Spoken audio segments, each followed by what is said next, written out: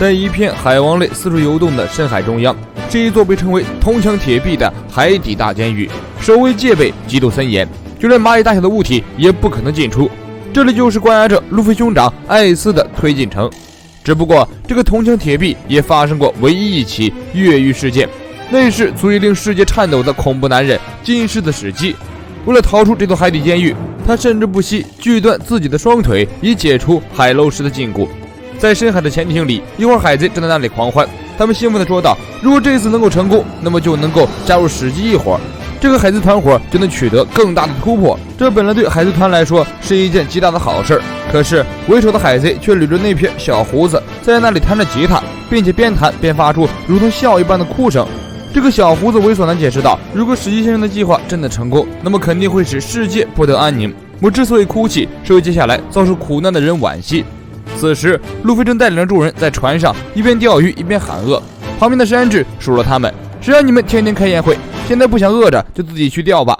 路飞只能顾着自己浑圆的肚皮认真钓鱼。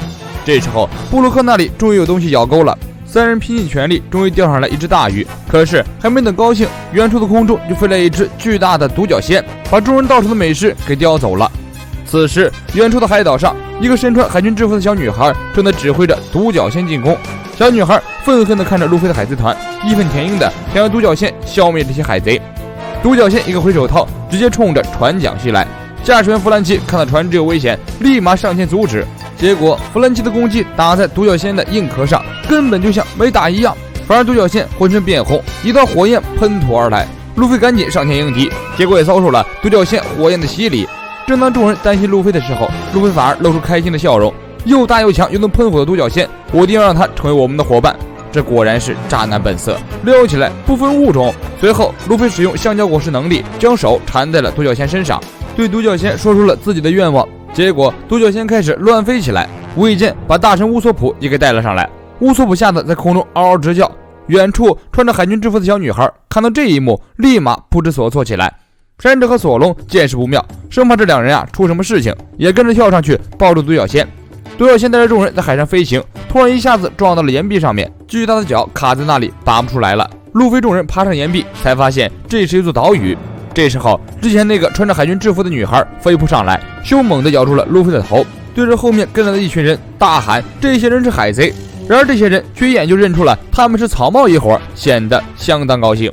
路飞看见事情解决，又想起了收独角仙当伙伴的事儿，便伸出新疆手臂把卡在墙里的独角仙拔了出来，并再次询问独角仙是否愿意成为伙伴。结果就遭到了女孩的拒绝，说独角仙已经有伙伴了，那就是他。路飞当即表示理解，并且和独角仙约定下次再决战。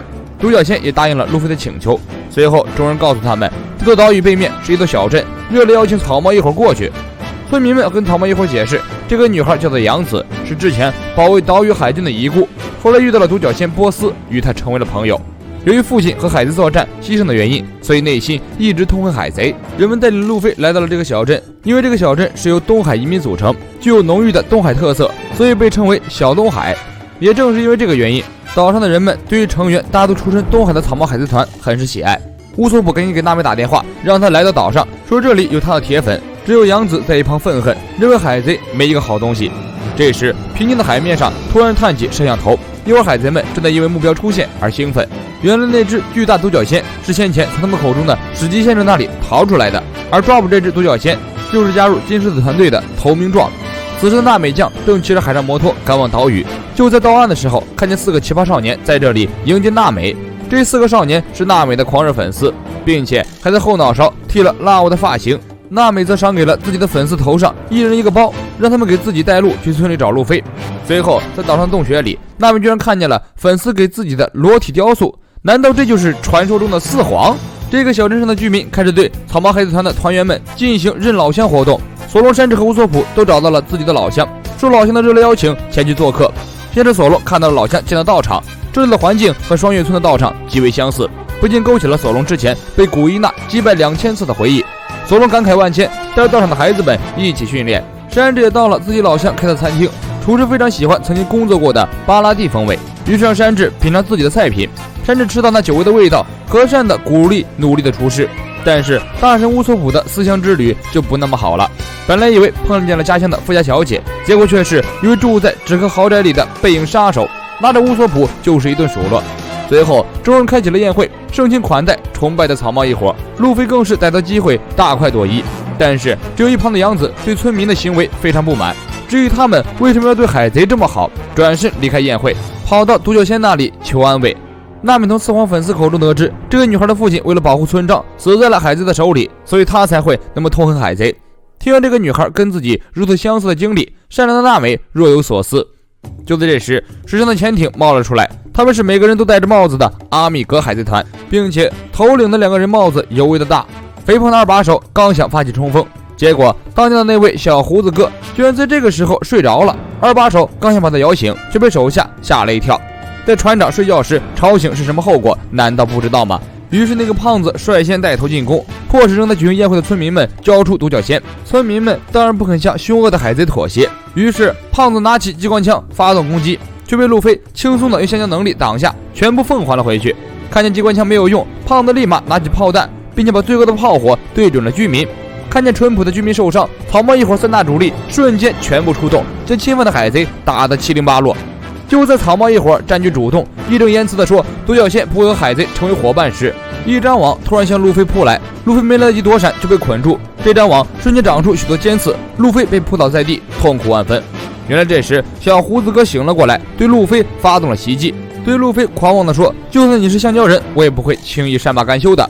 尽管岛上打得热火朝天，但阳光号上剩下的人居然玩起了纸牌游戏，并且腹黑的罗宾将豪取69连胜。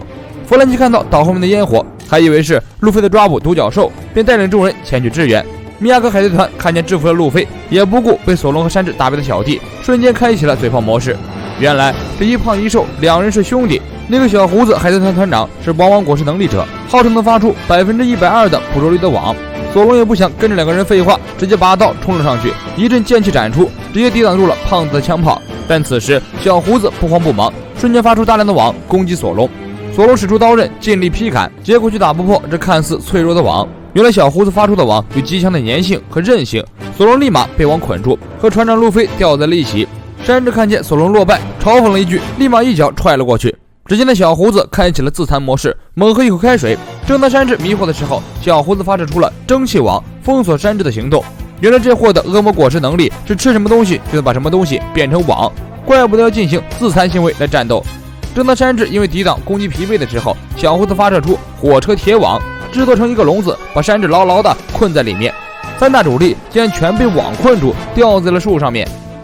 失去了草帽一伙的保护，米亚格海贼团又开始嘴炮起来。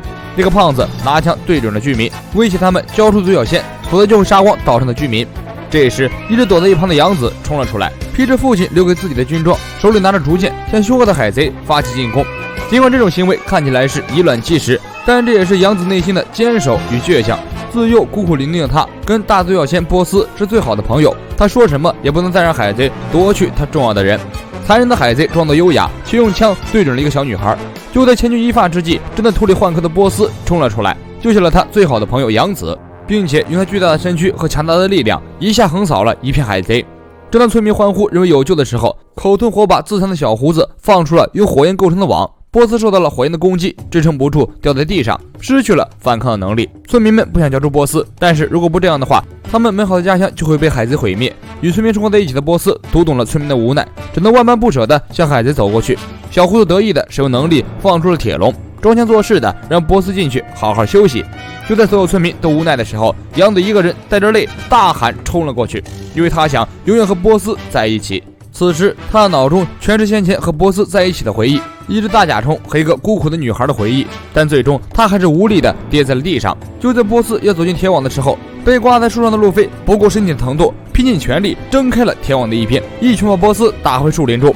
我们约定好明天好好较量一番，难道你忘了吗？村民们看见波斯与杨子的情感以及路飞振奋人心的鼓舞，为自己刚才想要送出波斯的行为感到羞愧，决定同心协力保护波斯，因为他们既爱着村庄也爱着波斯。就在这时，波斯感受到了与村民和杨子的感情，脱壳成为一只更强大的甲虫，冲出树林来，爆发出火焰，烧断了禁锢3大主力的网，把路飞3人救了下来。但是由于波斯强制自己脱壳进化，再加上之前受到损伤，现在已经非常虚弱了。在解救路飞等人之后，再次落入了小胡子的网中。就在海贼们认为计划得逞的时候，旁边的草帽3主力从火焰中站起来，就算有一口气也要拼到底。真正的战斗现在才开始。只见山治叼起了烟，索隆戴上了头巾，路飞戴上了草帽，开启2档。草帽3主力这才是要动真格了。索隆立马挥刀斩出强大的剑气狮子哥哥，将小胡子引以为傲的网斩断，立马救出了波斯。路飞给山治提出了一个奇怪的要求，让山治将自己踢下去。随后路飞在山治的助力下以及香蕉jet把小胡子给打飞到海岸，剩下的人就留给索隆、山治和娜美解决了。山治和索隆自信地站在那里，让娜美带领村民们撤离。村民们在娜美的帮助下逃到了山洞之中。手握枪炮的胖子立马嘲笑逃跑的众人。果然，来自脆弱东海的人就只会逃跑。至于索隆和山治2个人怎么打得过自己的海贼团，但是索香2人组就是如此自信。正当2人准备迎战的时候，气焰嚣张的海贼突然遭到了石头的袭击。原来是娜美带领村民绕到了后方发动突袭。这个岛的山洞四通八达，可以通往任何地方。村民们齐心协力保卫自己的家乡小东海，没有丝毫畏惧。索香2人如同摧枯拉朽一般击溃海贼喽喽。娜美发动天后棒的力量，示意村民们闪开。随后天空乌云大作，电闪雷鸣，受到雷电瞬间清完了海贼小兵。胖子看见刚才人数众多的海贼团瞬间被打得倒地不起，一下就慌了。但是他还留了个后手，直接开启了小陀螺模式，螺旋升天起来。随后从腰间掏出了数门火炮，一边旋转一边发射。就当要打到村民的时候，波斯突然站了出来，保护了一起生活的人们。波斯脱一次壳之后就会变得更强大，这次波斯充分发挥了自己的威力，一下把那个胖子顶上天去，让他实现了飞天的梦想。此时被打到树林里的小胡子也认出了路飞是悬赏3亿海贼的身份，和路飞激烈交战起来，一直从海边的树林打到了沙滩上。路飞在海滩向小胡子发起猛烈进攻，但是这家伙凭借网果实的能力，把身体的各个部分都变成网，闪避了路飞的进攻。此时一直划水的弗兰奇等人也终于赶来，看到路飞的战斗。就在路飞发动一波攻击喘息的时候，小胡子凭借自身能力发动进攻，将自己的身体变成一张大网，把路飞牢牢地网在里面，做着抓到3亿赏金海贼换悬赏的梦。但他明显低估了路飞，路飞使用3档，身体开始快速膨胀，直到把拢住自己的网给撑破。路飞将全部的力量积蓄在拳头上，通过3档向小胡子发动猛烈的攻击，小胡子直接被路飞巨大的拳头打中，连人带潜艇一起被打碎，掉到海里。就在这时，3档的副作用出现，眼看路飞缩小就要掉到海里的时候，旁边划水的布鲁克赶紧前去救援。结果没等布鲁克跑到，路飞就被波斯给救了上来。这2人都没有忘记要一决胜负的事情。就在海贼被解决之后，路飞又与波斯在海滩上展开激烈的哲学运动。其他草帽一伙躺在沙滩上，看这俩的竞技到底啥时候是个头。就在危机解除，大家松了一口气的时候，杨子却一个人坐在橘子园里，那是他父亲生前最喜欢的地方，也是自己最喜欢的地方。但现在这片美好的橘子园却唤起了他痛苦的回忆。这时娜美走了过来，跟这个和自己有着相似命运的女孩说：“我曾经也憎恶海贼。”杨子问他为什么还要去当海贼，娜美回忆起了自己的过往，回答道：“因为遇见了那个男人，使他改变了想法。”杨子回忆起遇见路飞的点滴，才发现路飞跟平常的海贼真的不一样。草帽这一伙人跟海贼沾边的事儿是一点不干。随后娜美走到海滩上，告诉仍在想要分出胜负的路飞，事情已经都准备好了，我们现在应该离开了。随后草帽一伙在众人的欢送声中离开了这里。这个被称作小东海的小镇，有着草帽一伙很多人家乡的回忆，这是他们愿意保卫这个镇子的原因吧。路飞走的时候仍旧意犹未尽，约定和波斯下次决出胜负。随后阳光号在美丽的夕阳中再次起航。故事的最后，在一片深暗的海里，潜艇中坐着那个传说中的男人，唯一从推进城越狱成功的金狮子史基。此时他自断的双腿已经被锋利的双剑代替。史基对阿米格海贼团捕获波斯行动失败似乎并不放在心上，因为在金狮子的背后有着一群体型巨大的动物怪兽。他决定凭借这些与自身的实力向世界宣战。那个曾经把海贼王罗杰逼入绝境的男人，在深海中发出狂傲又充满野心的笑声。这就是海贼王剧场版强者世界的前传剧情了。我是先锋君，咱们下期见。